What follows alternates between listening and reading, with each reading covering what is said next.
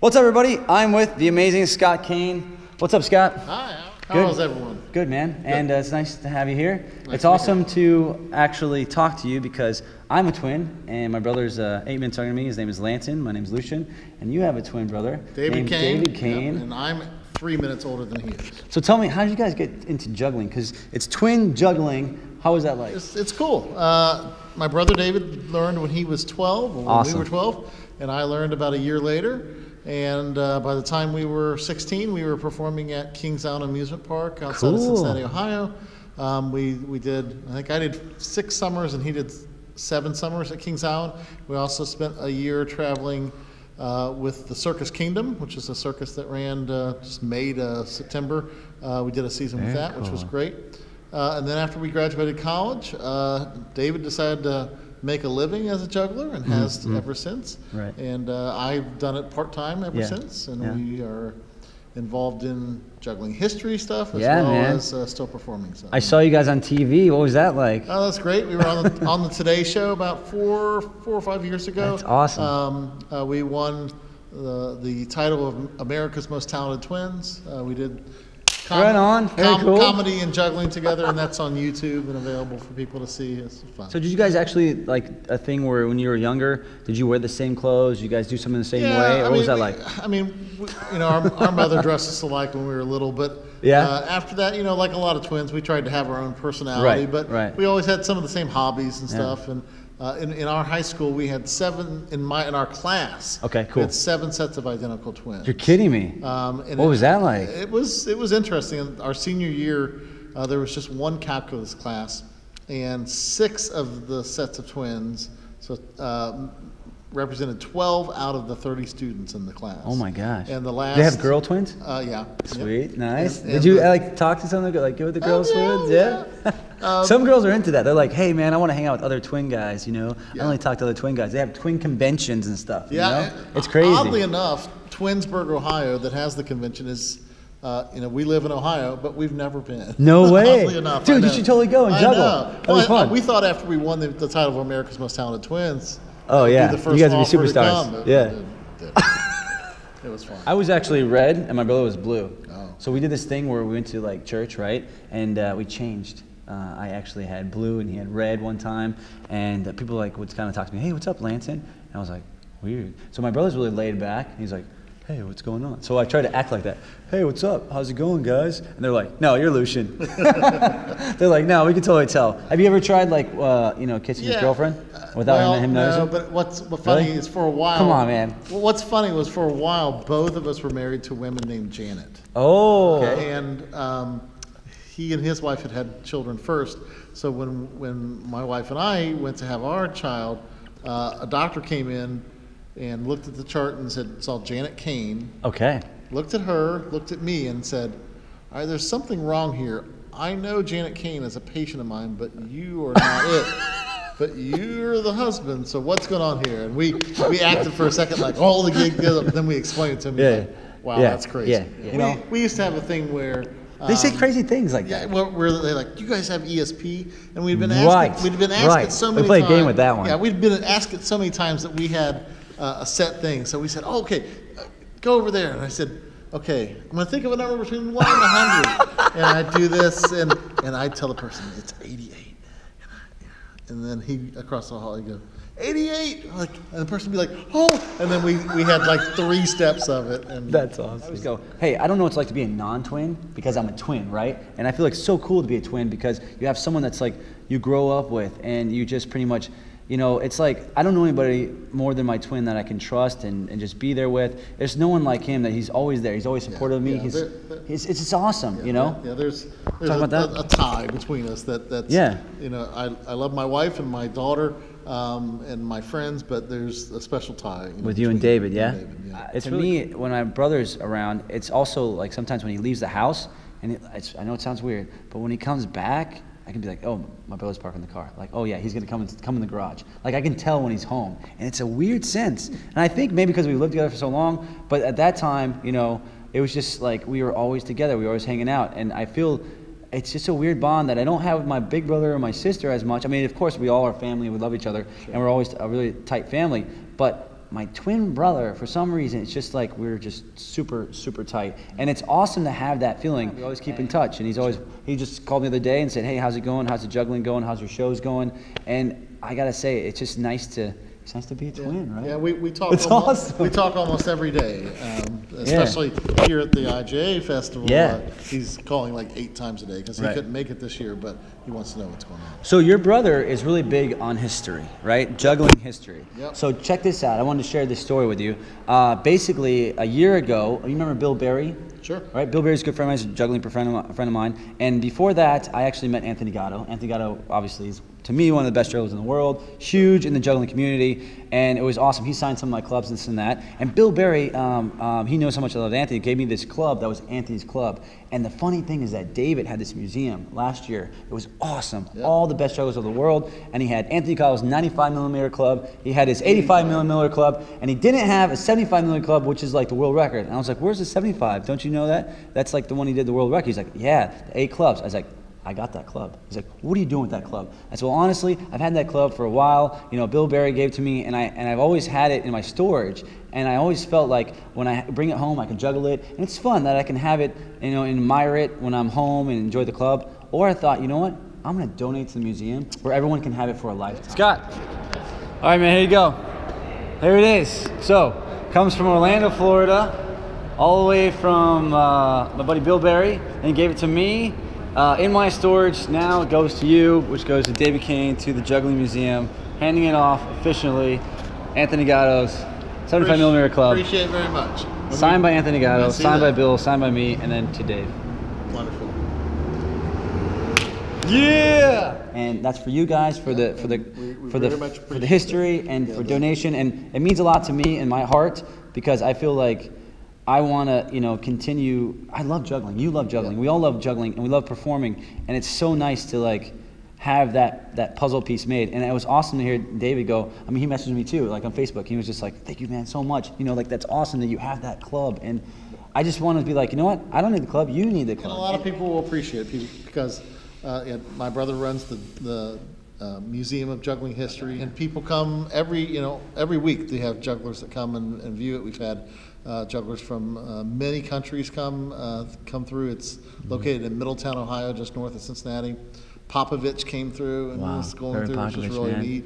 And Cirque du Soleil jugglers, last time they were in town, which was just a couple of months ago, all 3 of them came through and looked at it. It's just really, really neat, and trying to share. You know, that club will now be viewed by hundreds of jugglers that come through. And that's such an important thing because, you know, Anthony is epitome of like, Anthony is what every juggler knows of, you know. And it's like, so a buddy of mine is Victor Wooten. He's a bass player, right? And he plays in Belly Fleck and the Flecktones, and he juggles a little bit, to be honest. And I just talked to him the other day in Boston, and he was just like, yeah, I know Anthony Gatto, this and that. It's like, even a guy maybe that's not, he's aware of circus and stuff like that, people know of Anthony. It's just like, that's such an amazing thing. And I think that's awesome that juggling is now around, and just even the everyday people that are not aware of it, they're now knowing about juggling. Yeah. It's awesome that your brother is doing this museum so people can be aware of like, wow, these are moments in time where it was just show business and the lights and the fame, and just juggling was in these amazing circuses in Moscow or these great places in Las Vegas. What you would see was just a whole story. I mean, these are people's lives and the way they lived and their costumes and the clubs. I mean, it's an amazing life. You travel the world and you perform all over the world. It's an amazing life, and to have that in museum form is awesome. You know, I feel thankful to talk to you because I feel like this is something that can last for a lifetime as well. So tell me more about this. When you juggled with your brother, and now that you're here doing the IJA and you're being, you know, seeing juggling all the time, what is your take on juggling and performing? What do you like about it? Well, I just think it's fun. It's being able to share a God-given talent with everyone out there, and to bring some joy and to show some mad skills. And it's fun.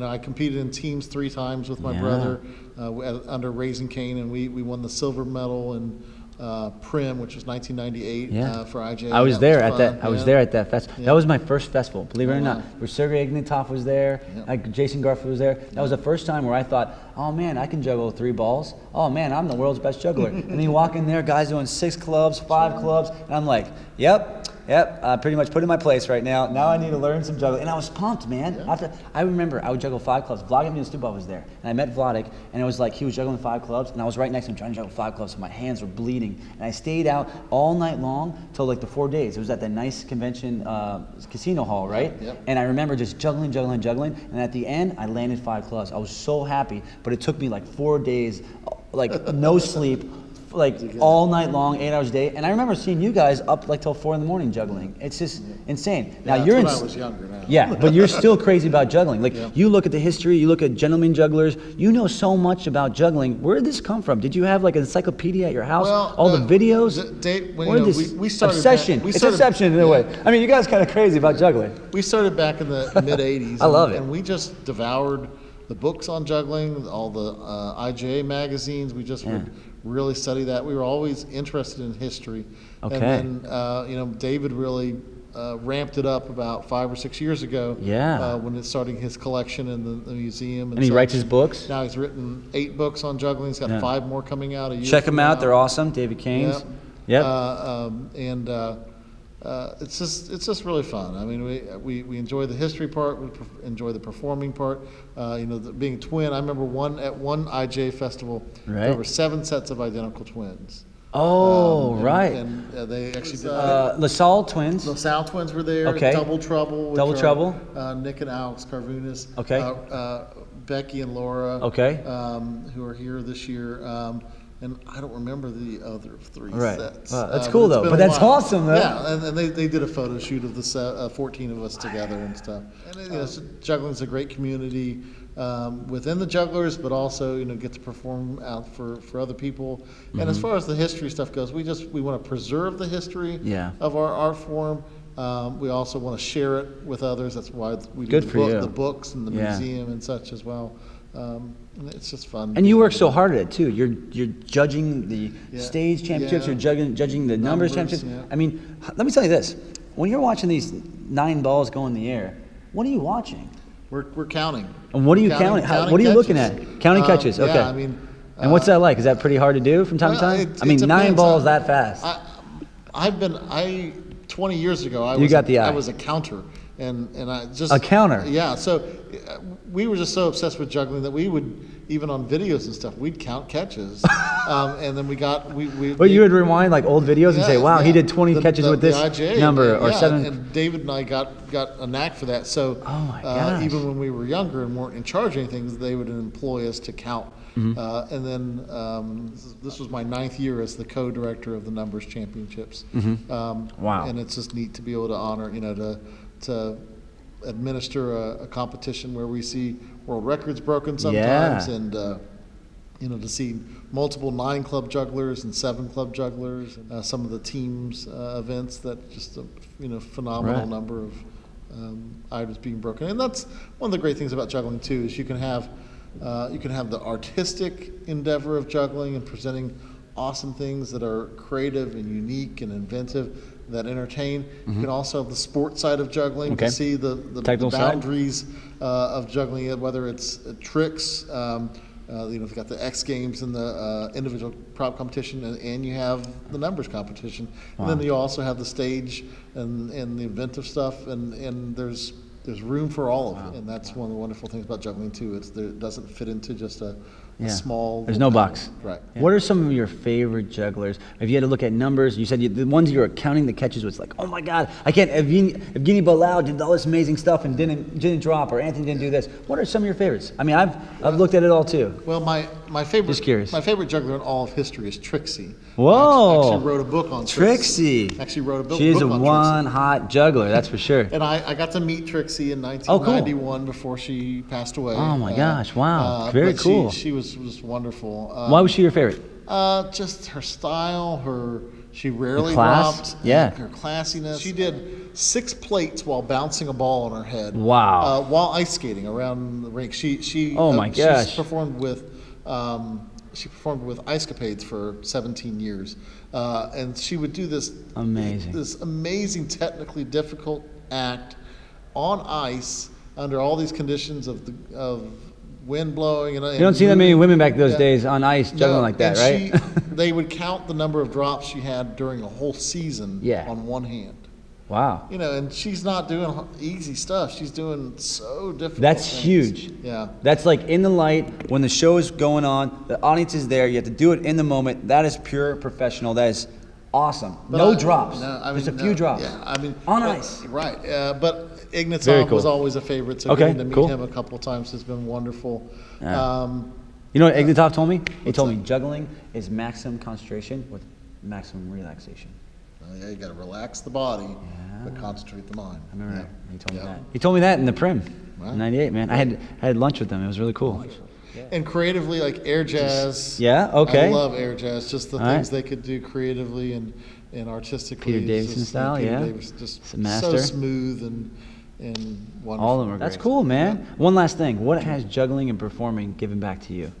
Oh, it's just given me a physical outlet for creativity. Oh, I can see it. I can see it in your eyes, man. I can see you're always pumped up about it. It's a passion, and it's given me wonderful friends that I've known. Mary Spar is probably my closest juggler friend. I met her in 1983, and we're still together today as far as she's my mentor. Just so many wonderful friends, but a chance to, when we traveled the country in this circus, it was wonderful. Yeah. And my 14-year-old daughter Elizabeth, she can do 5 balls. All right. So we performed together. We passed clubs. Oh, you passed your daughter. Yeah. Perfect. And all that stuff. We just That's did a awesome. performance together a couple of weeks ago. That's great. So it's coming full circle. Another generation that I can help with that. Wow. Very cool. Thank you, Scott. Thank you so much. Thanks for watching, guys. See you guys next time.